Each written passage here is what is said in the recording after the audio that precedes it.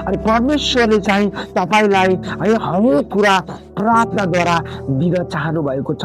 अनि प्रार्थनाले तपाईँको आर्थिकलाई सुधार्छ, तपाईँको मण्डलीमा वृद्धि गर्छ, तपाईँको मण्डलीलाई सुधार्ने काम, तपाईँको मण्डलीलाई चाहिँ एकदमै पर्फेक्ट बनाउने, तपाईँको मण्डलीलाई सक्षम बनाउने, तपाईँको मण्डलीमा सुधार गर्ने काम तपाईँको प्रार्थनाले गर्छ। हो तपाईँ विश्वासी हुनुहोला, हो तपाईँ पास्टर हुनुहोला, हो तपाईँ भर्खरै प्रभुमा विश्वास गरेको व्यक्ति हुनुहोला, तर तपाईँको प्रार्थनाले साँच्चै नै मण्डलीलाई प्रभाव पार्छ। मण्डलीका कति विश्वासीहरूलाई नराम्रो बानीबाट छुटाउँछ, मण्डलीका कति ब्याकस्लाइड हुन खोजेका व्यक्तिहरूलाई फेरि पनि प्रभुमा गुम्ने बनाउने काम चाहिँ तपाईँको प्रार्थनाले गर्छ। अनि तपाईँको प्रार्थनाले तपाईँको मण्डलीलाई, तपाईँको चाहिँ व्यक्तिगत जीवनलाई, तपाईँको तपाईँको व्यक्तिगत कामलाई, अनि तपाईँको परिवारलाई, तपाईँको देशलाई, तपाईँको हरेक कुरामा जागृति ल्याउने काम चाहिँ तपाईँको प्रार्थनाले गर्छ। यो प्रार्थनाको ठुलो सामर्थ्य हो, यो प्रार्थनाको फाइदाहरू हो। यदि तपाईँ पनि प्रार्थना गर्न है चाहनु भएको छ, यदि तपाईँ पनि प्रार्थनामा अगाडि बढ्न चाहनु भएको छ भने